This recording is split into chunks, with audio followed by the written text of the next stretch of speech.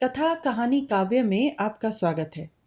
कहानियों, कविताओं और व्यंग के रूप में साहित्य हमें वक्त विशेष के देश, समाज और जीवन दर्शन से अवगत कराता है। यह हमारा एक प्रयास है ऐसी रचनाओं को आवाज़ देकर आप तक पहुंचाने का। हमारे साथ जुड़िए हमारे YouTube चैनल और Facebook पेज पर। Like, share, subscribe. कथा कहानी काव्य।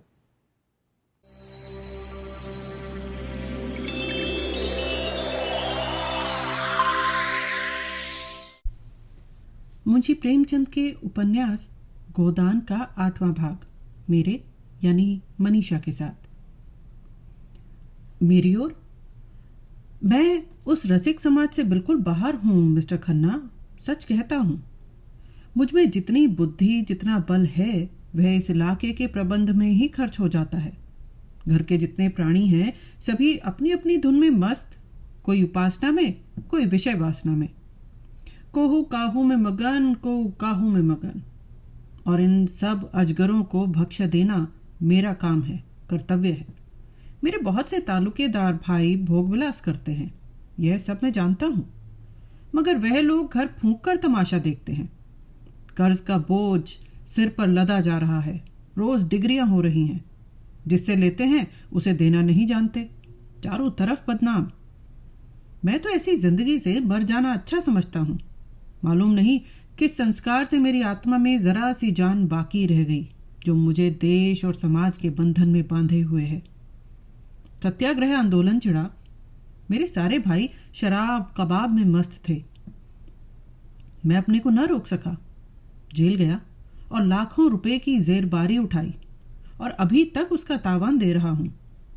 मुझे उसका पछतावा नहीं है, बिल्कुल नहीं। मुझे उसका गर्व है। मैं उस आदमी को आदमी नहीं समझता जो देश और समाज की भलाई के लिए उद्योग न करे और बलिदान न करे। मुझे क्या अच्छा लगता है कि निर्जीव किसानों का रक्त चूसूं और अपने परिवार वालों की वासनाओं की तृप्ति के साधन जुटाऊं, मगर करूं क्या? जिस व्यवस्था में पला और जिया, उससे घृणा होने पर भी उसका मोह त्याग नहीं सकता और उसी चरखे में रात दिन पड़ा रहता हूं कि किसी तरह इज्जत आबरू बची रहे और आत्मा की हत्या न होने पाए। ऐसा आदमी मिस मालती क्या किसी भी मिस के पीछे नहीं पड़ सकता, और पड़े तो उसका सर्वनाश ही समझिए। हाँ, थोड़ा सा मनोरंजन कर लेना दूसरी बात है।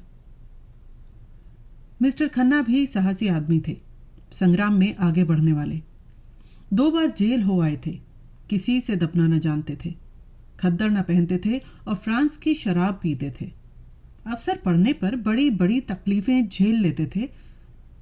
जेल में शराब छुई तक नहीं और A क्लास में रहकर भी C क्लास की रोटियां खाते रहे। हालांकि उन्हें हर तरह का आराम मिल सकता था, मगर रण क्षेत्र में जाने वाला रथ भी तो बिना तेल के नहीं चल सकता। उनके जीवन में थोड़ी सी रसिकता लाजिम थी। बोले, आप सन्यासी बन सकते हैं, मैं तो नहीं बन सकता। मैं तो समझता हूं जो भोगी नहीं है वह संग्राम में भी पूरे उत्साह से नहीं जा सकता।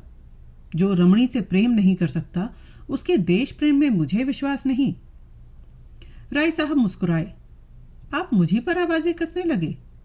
आवाज नहीं है, तत्व की बात है। शायद हो। आप अपने दिल के अंदर पैठ कर देखिए तो पता लगे। मैंने तो पैठ कर देखा है और मैं आपको विश्वास दिलाता हूं, वहां और चाहे जितनी बुराइयां हों, विषय की लालसा नहीं है। तब मुझे आपके ऊपर दया आती है। आप जो इतने दुखी और निराश और चिंतित हैं, इसका एकमात्र कारण आपका निग्रह है। मैं तो यह नाटक खेल कर रहूंगा, चाहे दुखांत ही क्यों न हो। वह मुझसे मजाक करती हैं, दिखाती हैं कि मुझे तेरी परवाह नहीं है, लेकिन मैं हिम्मत हारने वाला मनुष्य नहीं हूं। मैं अब तक उसका मिजाज नहीं समझ पाया। कहाँ निशाना ठीक बैठेगा इसका निश्चय न कर सका। लेकिन वह कुंजी आपको शायद ही मिले। मेहता शायद आपसे बाजी मार ले जाएं। एक हिरन कई हिरनियों के साथ चल रहा था, बड़े सींगों वाला, बिल्कुल काला। राय साहब ने निशाना बांधा। खन्ना ने रोका। क्यों हत्या करते हो यार, बेचारा चर रहा है, चरने दो। धूप तेज हो गई है, आइए कहीं बैठ जाएं। आपसे कुछ बातें करनी है। राय साहब ने बंदूक चलाई मगर हिरन भाग गया। बोले, एक शिकार मिला भी तो निशाना खाली गया। एक हत्या से बचे। आपके इलाके में ऊख होती है? बड़ी कसरत से। तो फिर क्यों ना हमारे शुगर मिल में शामिल हो जाइए। हिस्से धड़ाधड़ बिक रहे हैं। आप ज़्यादा नहीं, 1000 हिस्से खरीद लें। गजब किया, मैं इतने रुपए कहाँ से लाऊंगा? इतने नामी इलाकेदार और आपको रुपयों की कमी? कुछ 50,000 ही तो होते हैं, उनमें भी अभी 25% ही देना है। नहीं भाई साहब, मेरे पास इस वक्त बिल्कुल रुपए नहीं हैं। रुपए जितने चाहें मुझसे लीजिए, बैंक आपका है। हाँ, अभी आपने अपनी ज़िंदगी इंश्योर ना कराई होगी। मेरी कंपनी में एक अच्छी सी पॉलिसी लीजिए। 100-200 रुपये तो आप आसानी से हर महीने दे सकते हैं और इकट्ठी रकम मिल जाएगी 40-50 हज़ार। लड़कों के लिए इससे अच्छा प्रबंध आप नहीं कर सकते। हमारी नियमावली देखिए, हम पूर्ण सहकारिता के सिद्धांत पर काम करते हैं। दफ्तर और कर्मचारियों के खर्च के सिवा नफ़े की एक पाई भी किसी की जेब में नहीं जाती। आपको आश्चर्य होगा कि इस नीति में कंपनी चल कैसे रही है। और मेरी सलाह से तो थोड़ा सा स्पेकुलेशन का काम भी शुरू कर दीजिए। यह जो आज सैकड़ों करोड़पति बने हुए हैं, सब इसी स्पेकुलेशन से बने हैं। रुई, शक्कर, गेहूं, रबर, किसी जीन्स का सट्टा कीजिए, मिनटों में लाखों का वारा न्यारा होता है। काम ज़रा अटपटा है, बहुत से लोग गच्चा खा जाते हैं, लेकिन वही जो अनाड़ी हैं, आप जैसे अनुभवी, सुशिक्षित और दूरंदेश लोगों के लिए इससे ज़्यादा नफ़े का काम ही नहीं। बाजार का उतार चढ़ाव कोई आकस्मिक घटना नहीं, इसका भी विज्ञान है। एक बार उसे गौर से देख लीजिए, फिर क्या मजाल की धोखा हो जाए। राय साहब कंपनियों पर अविश्वास करते थे। 2-1 बार इसका उन्हें कड़वा अनुभव हो भी चुका था, लेकिन मिस्टर खन्ना को उन्होंने अपनी आंखों से बढ़ते देखा था और उनकी कार्यदक्षता के कायल हो गए थे।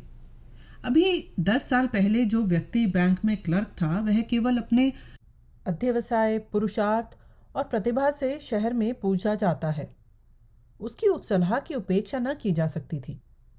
इस विषय में अगर खन्ना उनके पथ प्रदर्शक हो जाएं तो उन्हें बहुत कुछ कामयाबी हो सकती है। ऐसा अवसर क्यों छोड़ा जाए? तरह तरह के प्रश्न करते रहे। सहसा एक देहाती एक बड़ी सी टोकरी में कुछ जड़ें, कुछ पत्तियां, कुछ फल लिए जाता नजर आया।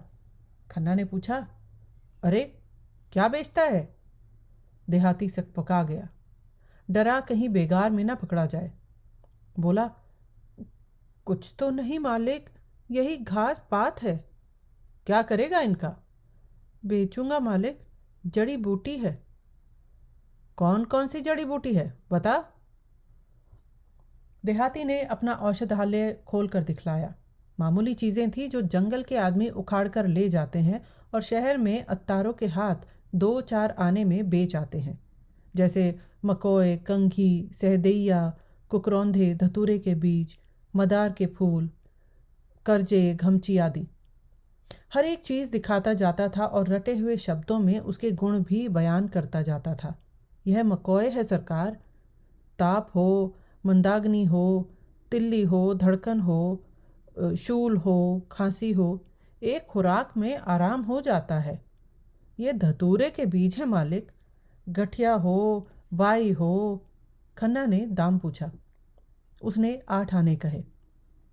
खन्ना ने 1 रुपया फेंक दिया और उसे पड़ाव तक रखाने का हुक्म दिया। गरीब ने मुंह मांगा दाम ही नहीं पाया, उसका दोगुना पाया। आशीर्वाद देता चला गया। राय साहब ने पूछा, आप ये घास पात लेकर क्या करेंगे? खन्ना ने मुस्कुरा कर कहा, इनकी अशर्फियाँ बनाऊंगा। मैं कीमियागर हूँ, ये शायद आपको मालूम नहीं। तो यार वह मंत्र हमें सिखा दो। हाँ हाँ, शौक से। मेरी शागिर्दी कीजिए, पहले 1.25 सेर लड्डू लाकर चढ़ाइए, तब बताऊंगा। बात यह है कि मेरा तरह तरह के आदमियों से साबका पड़ता है। कुछ ऐसे भी लोग आते हैं जो जड़ी बूटियों पर जान देते हैं।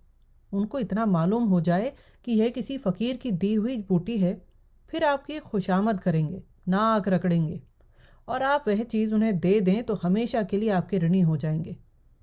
1 रुपये में अगर 10-20 बुद्धुओं पर एहसान का नमूना कसा जा सके तो क्या बुरा है। जरा से एहसान से बड़े बड़े काम निकल आते हैं। राय साहब ने कुतूहल से पूछा, मगर इन बूटियों के गुण आपको याद कैसे रहेंगे? खन्ना ने कह कहा मारा, आप भी राय साहब बड़े मज़े की बातें करते हैं। जिस बूटी में जो गुण चाहे बता दीजिए, वह आपकी लियाकत पर मुनहसर है। सेहत तो रुपए में 8 आने विश्वास से होती है। आप जो इन बड़े बड़े अफसरों को देखते हैं और इन लंबी पूंछ वाले विद्वानों को और इन रईसों को, ये सब अंधविश्वासी होते हैं। मैं तो वनस्पति शास्त्र के प्रोफेसर को जानता हूँ जो कुकरौंधे का नाम भी नहीं जानते।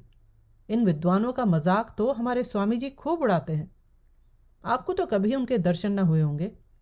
अब क्या पाएंगे तो उनसे मिलाऊंगा। जब से मेरे बगीचे में ठहरे हैं, रात दिन लोगों का तांता लगा रहता है। माया तो उन्हें छू भी नहीं गई। केवल एक बार दूध पीते हैं। ऐसा विद्वान महात्मा मैंने आज तक नहीं देखा। न जाने कितने वर्ष हिमालय पर तप करते रहे। पूरे सिद्ध पुरुष हैं। आप उनसे अवश्य दीक्षा लीजिए। मुझे विश्वास है आपकी यह सारी कठिनाइयां छूमंतर हो जाएंगी। आपको देखते ही आपका भूत भविष्य सब कह सुनाएंगे। ऐसे प्रसन्न मुख हैं कि देखते ही मन खिल उठता है।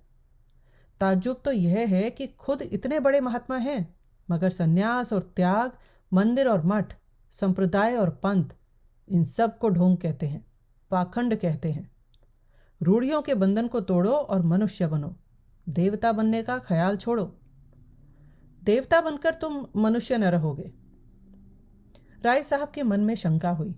महात्माओं में उन्हें भी वह विश्वास था जो प्रभुता वालों में आमतौर पर होता है। दुखी प्राणी को आत्मचिंतन में जो शांति मिलती है, उसके लिए वह भी लालायित रहते थे। जब आर्थिक कठिनाइयों से निराश हो जाते, मन में आता संसार से मुंह मोड़कर एकांत में जा बैठें और मोक्ष की चिंता करें। संसार के बंधनों को वह भी साधारण मनुष्यों की भांति आत्मोन्नति के मार्ग की बाधाएं समझते थे और इनसे दूर हो जाना ही उनके जीवन का भी आदर्श था। लेकिन सन्यास और त्याग के बिना बंधनों को तोड़ने का और क्या उपाय है? लेकिन जब वह सन्यास को ढोंग कहते हैं तो खुद क्यों सन्यास लिया है? उन्होंने सन्यास कब लिया है साहब? वह तो कहते हैं आदमी को अंत तक काम करते रहना चाहिए। विचार स्वातंत्र्य उनके उपदेशों का तत्व है। मेरी समझ में कुछ नहीं आ रहा है। विचार स्वातंत्र्य का आशय क्या है? समझ में तो मेरी भी कुछ नहीं आता। अब की आइए तो उनसे बातें हों। वह प्रेम को जीवन का सत्य कहते हैं और इसकी ऐसी सुंदर व्याख्या करते हैं कि मन मुग्ध हो जाता है। मिस मालती को उनसे मिलाया या नहीं? आप भी दिल लगी करते हैं। मालती को भला इनसे क्या मिलता? वाक्य पूरा न हुआ था कि वह सामने झाड़ी में सरसराहट की आवाज़ सुनकर चौंक पड़े और प्राण रक्षा की प्रेरणा से राय साहब के पीछे आ गए। झाड़ी में से एक तेंदुआ निकला और मंद गति से सामने की ओर चला। राय साहब ने बंदूक उठाई और निशाना बांधना चाहते थे कि खन्ना ने कहा, यह क्या करते हैं आप? ख्वामख्वाह उसे छेड़ रहे हैं। कहीं लौट पड़े तो? लौट क्या पड़ेगा, वहीं ढेर हो जाएगा। तो मुझे उस टीले पर चढ़ जाने दीजिए। मैं शिकार का ऐसा शौकीन नहीं हूं। तब क्या शिकार खेलने चले थे? शामत और क्या? राय साहब ने बंदूक नीचे कर ली। बड़ा अच्छा शिकार निकल गया। ऐसे अवसर कम मिलते हैं। मैं तो अब यहाँ नहीं ठहर सकता। खतरनाक जगह है। एक आध शिकार तो मार लेने दीजिए। खाली हाथ लौटते शर्म आती है। आप मुझे कृपा करके कार के पास पहुंचा दीजिए। फिर चाहे तेंदुए का शिकार कीजिए या चीते का। आप बड़े डरपोक हैं मिस्टर खन्ना, सच। व्यर्थ में अपनी जान खतरे में डालना बहादुरी नहीं है। अच्छा, तो आप खुशी से लौट सकते हैं। अकेला? रास्ता बिल्कुल साफ है। जी नहीं, आपको मेरे साथ चलना पड़ेगा। राय साहब ने बहुत समझाया, मगर खन्ना ने एक न मानी। मारे भय के उनका चेहरा पीला पड़ गया था। उस वक्त अगर झाड़ी में से एक गिलहरी भी निकल आती तो वह चीख मार कर गिर पड़ते। बोटी बोटी कांप रही थी, पसीने से तर हो गए थे। राय साहब को लाचार होकर उनके साथ लौटना पड़ा। जब दोनों आदमी बड़ी दूर निकल आए तो खन्ना के होश ठिकाने आए। बोले, खतरे से नहीं डरता, लेकिन खतरे के मुंह में उंगली डालना हिमाकत है। अजीत जाओ भी, जरा सा तेंदुआ देख लिया तो जान निकल गई। मैं शिकार खेलना उस जमाने का संस्कार समझता हूँ जब आदमी पशु था। तब से संस्कृति बहुत आगे बढ़ गई है। मैं मिस मालती से आपकी कलई खोलूंगा। मैं अहिंसावादी होना लज्जा की बात नहीं समझता। अच्छा, तो यह आपका अहिंसावाद था? शाबाश, खन्ना ने गर्व से कहा। जी हाँ, यह मेरा अहिंसावाद था। आप बुद्ध और शंकर के नाम पर गर्व करते हैं और पशुओं की हत्या करते हैं। लज्जा आपको आनी चाहिए, न कि मुझे। फिर कुछ दूर दोनों चुपचाप चलते रहे। तब खन्ना ने बोला, तो आप कब तक आएंगे? मैं चाहता हूँ आप पॉलिसी का फॉर्म आज ही भर दें और शक्कर के हिस्सों का भी। मेरे पास दोनों फॉर्म मौजूद हैं।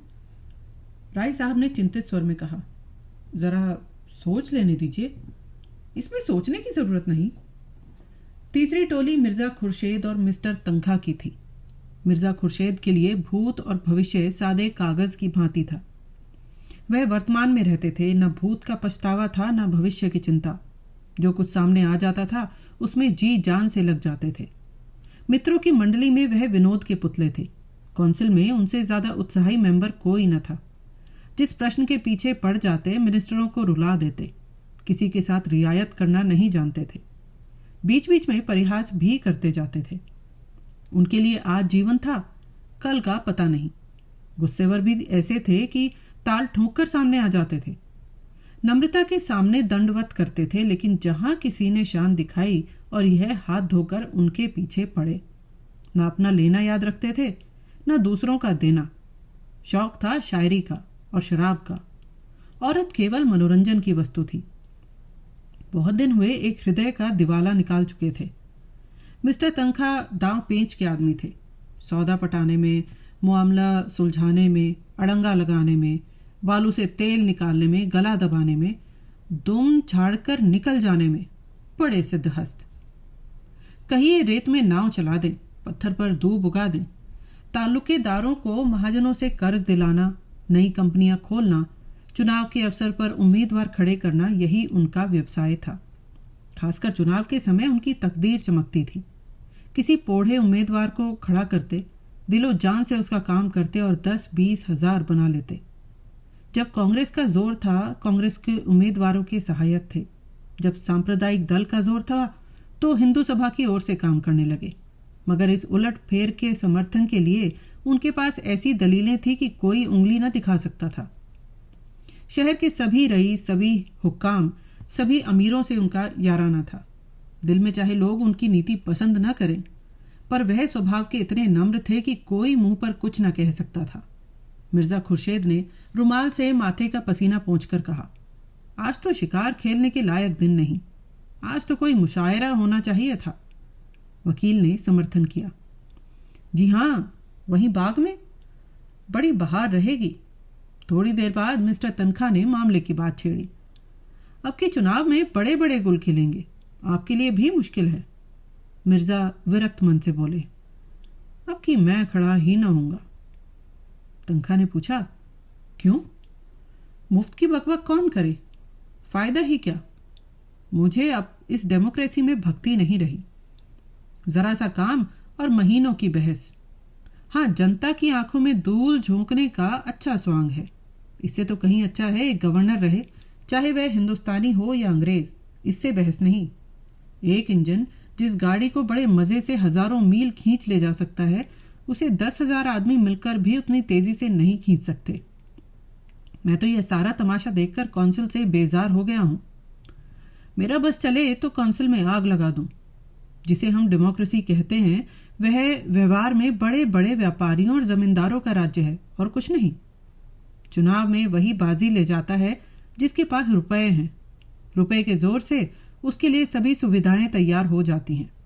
बड़े बड़े पंडित, बड़े बड़े मौलवी, बड़े बड़े लिखने और बोलने वाले जो अपनी जबान और कलम से पब्लिक को जिस तरफ चाहे फेर दें, सभी सोने के देवता के पैरों पर माथा रगड़ते हैं।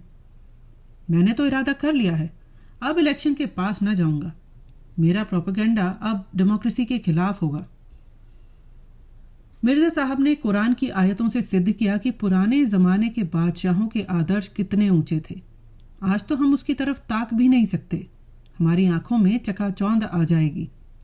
बादशाह को खजाने की एक कौड़ी भी निजी खर्च में लाने का अधिकार न था। वह किताबें नकल करके, कपड़े सीकर, लड़कों को पढ़ाकर अपना गुजर करता था। मिर्जा ने आदर्श महिपों की एक लंबी सूची गिना दी। कहाँ तो वह प्रजा को पालने वाला बादशाह और कहाँ आजकल के मंत्री और मिनिस्टर। 5, 6, 7, 8 हजार माहवार मिलना चाहिए। यह लूट है या डेमोक्रेसी? हिरणों का एक झुंड चरता हुआ नजर आया। मिर्जा के मुख पर शिकार का जोश चमक उठा। बंदूक संभाली और निशाना मारा। एक काला सा हिरण गिर पड़ा। वह मारा। इस उन्मत्त ध्वनि के साथ मिर्जा भी बेतहाशा दौड़े, बिल्कुल बच्चों की तरह उछलते कूदते, तालियां बजाते। समीप ही एक वृक्ष पर एक आदमी लकड़ियां काट रहा था। वह भी चटपट वृक्ष से उतरकर मिर्जा जी के साथ दौड़ा। हिरण की गर्दन में गोली लगी थी। उसके पैरों में कंपन हो रहा था और आंखें पथरा गई थी। लकड़हारे ने किरण को करुण नेत्रों से देखकर कहा, अच्छा पट्ठा था, मन भर से कम ना होगा। हुक्म हो तो मैं उठाकर पहुंचा दूं? मिर्जा कुछ नहीं बोले। हिरण की टंगी हुई दीन वेदना से भरी आंखें देख रहे थे। अभी 1 मिनट पहले इसमें जीवन था। जरा सा पत्ता भी खड़कता तो कान खड़े करके चौकड़ियां भरता हुआ निकल भागता। अपने मित्रों और बाल बच्चों के साथ ईश्वर की उगाई हुई घास खा रहा था, मगर अब निस्पंद पड़ा है। उसकी खाल उधेड़ लो, उसकी बोटियां कर डालो, उसका कीमा बना डालो, उसे खबर तक न होगी। उसके क्रीड़ा में जीवन में जो आकर्षण था, जो आनंद था, वह क्या इस निर्जीव शव में है? कितनी सुंदर गठन थी, कितनी प्यारी आंखें, कितनी मनोहर छवि। उसकी छलांगे हृदय में आनंद की तरंगे पैदा करती थी। उसकी चौकड़ियों के साथ हमारा मन भी चौकड़ियां भरने लगता था। उसकी स्फूर्ति जीवन सा बिखेरती चलती थी, जैसे फूल सुगंध बिखेरता है। लेकिन अब उसे देखकर ग्लानि होती है। लकड़हारे ने पूछा, कहाँ पहुंचाना होगा मालिक? मुझे भी 2-4 पैसे दे देना। मिर्जा जी जैसे ध्यान से चौंक पड़े। बोले, अच्छा उठा ले। कहाँ चलेगा? जहाँ हुक्म हो मालिक। नहीं, जहाँ तेरी इच्छा हो वहाँ ले जा, मैं तुझे देता हूँ। लकड़हारे ने मिर्जा की ओर कुतूहल से देखा। कानों पर विश्वास न आया। अरे नहीं मालिक, हुजूर ने शिकार किया है तो हम कैसे खा लें? नहीं नहीं, मैं खुशी से कहता हूँ, तुम इसे ले जाओ। तुम्हारा घर यहाँ से कितनी दूर है? कोई आधा कोस होगा मालिक। तो मैं भी तुम्हारे साथ चलूँगा, देखूँगा तुम्हारे बाल बच्चे कैसे खुश होते हैं। ऐसे तो मैं ना ले जाऊँगा सरकार, आप इतनी दूर से आए, इस कड़ी धूप में शिकार किया, मैं कैसे उठा ले जाऊँ? उठा उठा, देर न कर, मुझे मालूम हो गया तू भला आदमी है। लकड़हारे ने डरते डरते और रह रह कर मिर्जा जी के मुख की ओर सशंक नेत्रों से देखते हुए कि कहीं बिगड़ न जाए, हिरण को उठाया। सहसा उसने हिरण को छोड़ दिया और खड़ा होकर बोला, मैं समझ गया मालिक, हजूर ने इसकी हलाली नहीं की। मिर्जा जी ने हंसकर कहा, बस बस, तूने खूब समझा, अब उठा ले और घर चल। मिर्जा जी धर्म के इतने पाबंद न थे। 10 साल से उन्होंने नमाज न पढ़ी थी। 2 महीने में एक दिन व्रत रख लेते थे, बिल्कुल निराहार निर्जल। मगर लकड़हारे को इस ख्याल से जो संतोष हुआ था कि हिरण अब इन लोगों के लिए अखाद्य हो गया है, उसे फीका न करना चाहते थे। लकड़हारे ने हल्के मन से हिरण को गर्दन पर रख लिया और घर की ओर चला। तंखा अभी तक तटस्थ से वहीं पेड़ के नीचे खड़े थे। धूप में हिरण के पास जाने का कष्ट क्यों उठाते? कुछ समझ में न आ रहा था कि मामला क्या है, लेकिन जब लकड़हारे को उल्टी दिशा में जाते देखा तो आकर मिर्जा से बोले, आप उधर कहाँ जा रहे हैं हजरत? क्या रास्ता भूल गए? मिर्जा ने अपराधी भाव से मुस्कुराकर कहा, मैंने शिकार इस गरीब आदमी को दे दिया, अब जरा इसके घर चल रहा हूँ, आप भी आइए ना। तंखा ने मिर्जा को कुतूहल की दृष्टि से देखा और बोले, आप अपने होश में हैं या नहीं? कह नहीं सकता, मुझे खुद नहीं मालूम।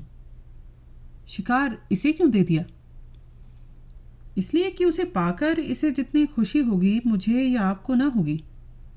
तंखा खिसिया कर बोला, जाइए, सोचा था खूब कबाब उड़ाएंगे, सो आपने सारा मज़ा किरकिरा कर दिया। खैर, राय साहब और मेहता कुछ ना कुछ लाएंगे ही, कोई गम नहीं। मैं इस इलेक्शन के बारे में कुछ अर्ज करना चाहता हूँ। आप नहीं खड़ा होना चाहते ना सही, आपकी जैसी मर्जी, लेकिन आपको इसमें क्या तामुल है कि जो लोग खड़े हो रहे हैं उनसे इसकी अच्छी कीमत वसूल की जाए। मैं आपसे सिर्फ इतना कहना चाहता हूँ कि आप किसी पर यह भेद न खुलने दें कि आप नहीं खड़े हो रहे हैं। सिर्फ इतनी मेहरबानी कीजिए मेरे साथ। ख्वाजा जमाल ताहिर इसी शहर से खड़े हो रहे हैं। रईसों के वोट 16 आने उनकी तरफ हैं ही, हुक्काम भी उनके मददगार हैं। फिर भी पब्लिक पर आपका जो असर है, इससे उनकी कोर दब रही है।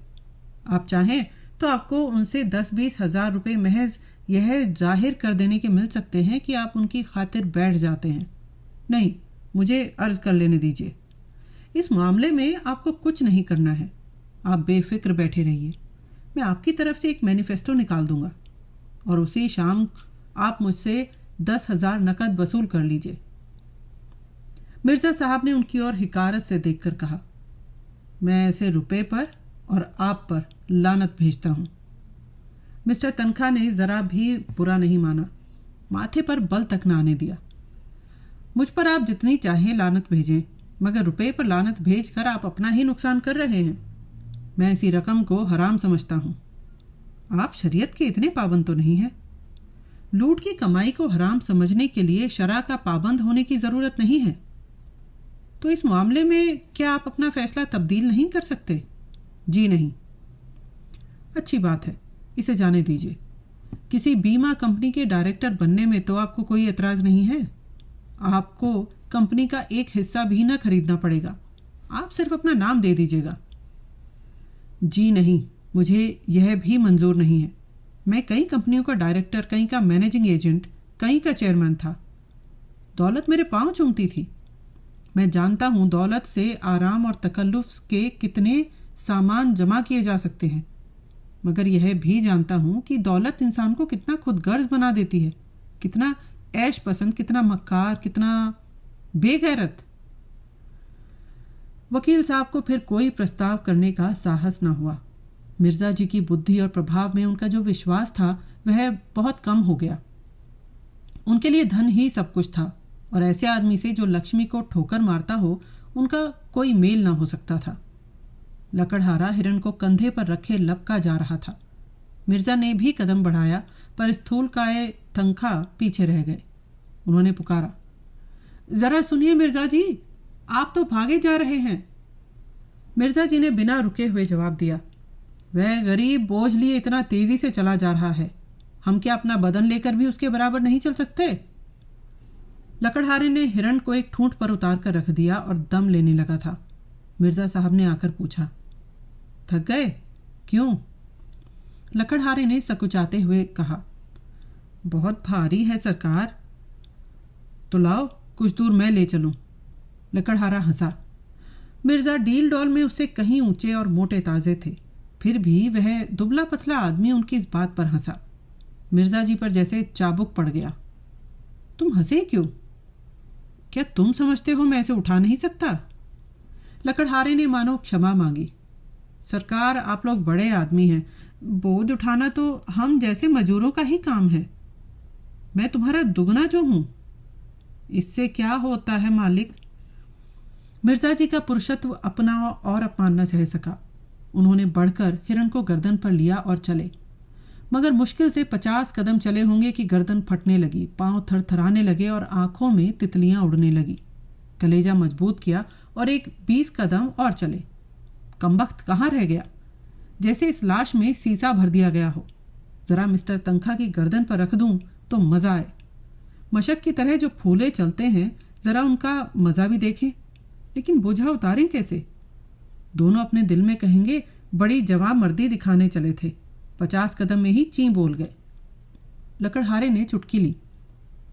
कहो मालिक, कैसे रंग ढंग है? बहुत हल्का है ना? मिर्ज़ा जी को बोझ कुछ हल्का मालूम होने लगा। बोले, उतनी दूर तो ले ही जाऊंगा जितना तुम लाए हो। कई दिन तक गर्दन दुखेगी मालिक। तुम क्या समझते हो मैं यूं ही फूला हुआ हूं? नहीं मालिक, अब तो ऐसा नहीं समझता। मुदा अब हैरान न हो, वह चट्टान है, उस पर उतार दीजिए। मैं अभी इतना ही दूर और ले जा सकता हूँ, मगर ये अच्छा तो नहीं लगता कि मैं ठाला चलूँ और आप लदे रहें। मिर्ज़ा साहब ने चट्टान पर हिरन को उतार कर रख दिया। वकील साहब भी आ पहुँचे। मिर्ज़ा ने दाना फेंका। अब आपको भी कुछ दूर लेकर चलना पड़ेगा जनाब। वकील साहब की नज़रों में अब मिर्ज़ा जी का कोई महत्व न था। बोले, माफ़ कीजिए, मुझे अपनी पहलवानी का दावा नहीं है। बहुत भारी नहीं है सच। अजी रहने भी दीजिए। आप अगर इसे 100 कदम ले चलें तो मैं वादा करता हूँ आप मेरे सामने जो तजवीज़ रखेंगे उसे मंजूर कर लूँगा। मैं इन चकमों में नहीं आता। मैं चकमा नहीं दे रहा हूँ वल्लाह। आप जिस हल्के से कहेंगे खड़ा हो जाऊँगा, जब हुक्म देंगे बैठ जाऊँगा। जिस कंपनी का डायरेक्टर, मेंबर, मुनीम, कन्वेसर जो कुछ कहिएगा बन जाऊँगा।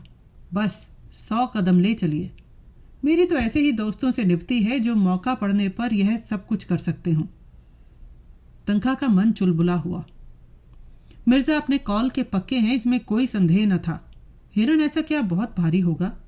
आखिर मिर्ज़ा इतनी दूर ले ही आए। बहुत ज़्यादा थके तो नहीं जान पड़ते। अगर इनकार करते हैं तो यह सुनहरा अवसर हाथ से जाता है। आखिर ऐसा क्या कोई पहाड़ है? बहुत होगा 4-5 पंसेरी होगा। 2-4 दिन ही गर्दन तो दुखेगी। जेब में रुपए हों तो थोड़ी सी बीमारी सुख की वस्तु है। 100 कदम की रही। हाँ 100 कदम मैं गिनता चलूँगा। देखिए निकल ना जाइएगा। निकल जाने वाले पर लानत भेजता हूँ। तनखा ने जूते का फीता फिर से बांधा, कोट उतार कर लकड़हारे को दिया, पतलून ऊपर चढ़ाया, रुमाल से मुंह पोंछा और इस तरह हिरन को देखा मानो ओखली में सिर देने जा रहे हों। फिर हिरन को उठाकर गर्दन पर रखने की चेष्टा की। 2-3 बार जोर लगाने पर लाश गर्दन पर तो आ गई, पर गर्दन न उठ सकी। कमर झुक गई, हाँफ उठे और लाश को जमीन पर पटकने वाले थे कि मिर्ज़ा ने उन्हें सहारा देकर आगे बढ़ाया। तनखा ने एक डग इस तरह उठाया जैसे दलदल में पांव रख रहे हों। मिर्ज़ा ने बढ़ावा दिया। शाबाश मेरे शेर, वाह वाह। तनखा ने एक डग और रखा। मालूम हुआ गर्दन टूटी जाती है। मार लिया मैदान, जीते रहो पट्ठे। तनखा 2 डग और बढ़े। आंखें निकल पड़ती थी। बस एक बार और जोर मारो दोस्त। 100 कदम की शर्त गलत, 50 कदम की ही रही। वकील साहब का बुरा हाल था। वह बेजान हिरन शेर की तरह उनको दबोचे हुए उनका हृदय रक्त चूस रहा था। सारी शक्तियां जवाब दे चुकी थी। केवल लोभ किसी लोहे की धरन की तरह छत को संभाले हुए था। 1 से 25,000 तक की गोटी थी, मगर अंत में वह शहतीर भी जवाब दे गई। लोभी की कमर भी टूट गई। आंखों के सामने अंधेरा छा गया। सिर में चक्कर आ गया और वह शिकार गर्दन पर लिए पथरीली जमीन पर गिर पड़े। मिर्ज़ा ने तुरंत उन्हें उठाया और अपने रुमाल से हवा करते हुए उनकी पीठ ठोंकी। जोर तो यार तुमने खूब मारा, लेकिन तकदीर के खोटे हो। तनखा ने हाफते हुए लंबी सांस खींचकर कहा, आपने तो आज मेरी जान ही ले ली थी। 2 मन से कम का ना होगा ससुर। मिर्ज़ा ने हंसते हुए कहा, लेकिन भाईजान मैं भी तो इतनी दूर उठाकर लाया ही था। वकील साहब ने खुशामद करनी शुरू कर दी। मुझे तो आपकी फरमाइश पूरी करनी थी। आपको तमाशा देखना था, वह आपने देख लिया। अब आपको अपना वादा पूरा करना होगा। आपने मुहादा कब पूरा किया? कोशिश तो जान तोड़कर की, इसकी सनद नहीं। लकड़हारे ने फिर हिरन उठा लिया था और भागा चला जा रहा था। वह दिखा देना चाहता था कि तुम लोगों ने कांख कांख कर 10 कदम इसे उठा लिया तो यह न समझो कि पास हो गए। इस मैदान में मैं दुर्बल होने पर भी तुमसे आगे रहूंगा। हाँ, कागज तुम चाहे जितना काला करो और झूठे मुकदमे चाहे जितने बनाओ। एक नाला मिला जिसमें बहुत थोड़ा पानी था। नाले के उस पार टीले पर एक छोटा सा 5-6 घरों का पुरवा था और कई लड़के इमली के पेड़ के नीचे खेल रहे थे। लकड़हारे को देखते ही सबों ने दौड़कर उसका स्वागत किया और लगे पूछने, किसने मारा बापू? कैसे मारा? कहाँ मारा? कैसे गोली लगी? कहाँ लगी? इसी को क्यों लगी? और हिरणों को क्यों ना लगी? लकड़हारा हाँ करता इमली के नीचे पहुंचा और हिरन को उतारकर पास की झोपड़ी से दोनों महानुभावों के लिए खाट लेने दौड़ा। उसके चारों लड़कों और लड़कियों ने शिकार को अपने चार्ज में ले लिया और अन्य लड़कों को भगाने की चेष्टा करने लगे। सबसे छोटे बालक ने कहा, ये हमारा है। उसकी बड़ी बहन ने, जो 14-15 साल की थी, मेहमानों की ओर देखकर छोटे भाई को डांटा, चुप, नहीं सिपाही पकड़ ले जाएगा। मिर्जा ने लड़के को छेड़ा, तुम्हारा नहीं, हमारा है। बालक ने हिरन पर बैठकर अपना कब्जा सिद्ध कर दिया और बोला, बापू तो लाए हैं। बहन ने सिखाया, कह दे भैया तुम्हारा है। इन बच्चों की माँ बकरी के लिए पत्तियां तोड़ रही थी। दो नए भले आदमियों को देखकर उसने जरा सा घूंघट निकाल लिया और शर्माई कि उसकी साड़ी कितनी मैली, कितनी फटी, कितनी उटंगी है। वह इस वेश में मेहमानों के सामने कैसे जाए, और गए बिना काम नहीं चलता। पानी वानी देना है। अभी दोपहर होने में कुछ कसर थी, लेकिन मिर्जा साहब ने इस दोपहरी इसी गांव में काटने का निश्चय किया। गांव के आदमियों को जमा किया, शराब मंगवाई, शिकार पका, समीप के बाजार से घी और मैदा मंगवाया और सारे गांव को भोज दिया। छोटे बड़े स्त्री पुरुष सबों ने दावत उड़ाई। मर्दों ने खूब शराब पी और मस्त होकर शाम तक गाते रहे। और मिर्जा जी बालकों के साथ बालक, शराबियों के साथ शराबी, बुढ़ों के साथ बुढ़े, जवानों के साथ जवान बने हुए थे। इतनी देर में सारे गांव में उनका इतना घनिष्ठ परिचय हो गया था मानो यहीं के निवासी हों। लड़के तो उन पर लदे पड़ते थे। कोई उनकी फुंदनेदार टोपी सिर पर रख लेता था, कोई उनकी राइफल कंधे पर रखकर अकड़ता हुआ चलता था, कोई उनकी कलाई की घड़ी खोलकर अपनी कलाई में बांध लेता था। मिर्जा ने खुद खूब देशी शराब पी और झूम झूम कर जंगली आदमियों के साथ गाते रहे। जब ये लोग सूर्यास्त के समय वहां से विदा हुए तो गांव भर के नर नारी इन्हें बड़ी दूर तक पहुंचाने आए। कहीं तो रोते थे। ऐसा सौभाग्य उन गरीबों के जीवन में शायद पहली ही बार आया हो कि किसी शिकारी ने उनकी दावत की हो। जरूर यह कोई राजा है, नहीं तो इतना दरियाव दिल किसका होता है। इनके दर्शन फिर काहे को होंगे। कुछ दूर चलने के बाद मिर्जा ने फिर पीछे मुड़कर देखा और बोले, बेचारे कितने खुश थे। काश मेरी जिंदगी में ऐसे मौके रोज आते। आज का दिन बड़ा मुबारक था। तंखा ने बेरुखी के साथ कहा, आपके लिए मुबारक होगा, मेरे लिए तो मनहूस ही था। मतलब कि कोई बात ना हुई। दिन भर जंगलों और पहाड़ों की खाक छानने के बाद अपना सा मुंह लिए लौटे जाते हैं। मिर्जा ने निर्दयता से कहा, मुझे आपके साथ हमदर्दी नहीं है। दोनों आदमी जब बरगद के नीचे पहुंचे तो दोनों टोलियां लौट चुकी थी। मेहता मुंह लटकाए हुए थे। मालती विमन सी अलग बैठी थी, जो नई बात थी। राय साहब और खन्ना साहब दोनों भूखे रह गए थे और किसी के मुंह से बात न निकलती थी। वकील साहब इसलिए दुखी थे कि मिर्जा ने उनके साथ बेवफाई की। अकेले मिर्जा साहब प्रसन्न थे और वह प्रसन्नता अलौकिक थी।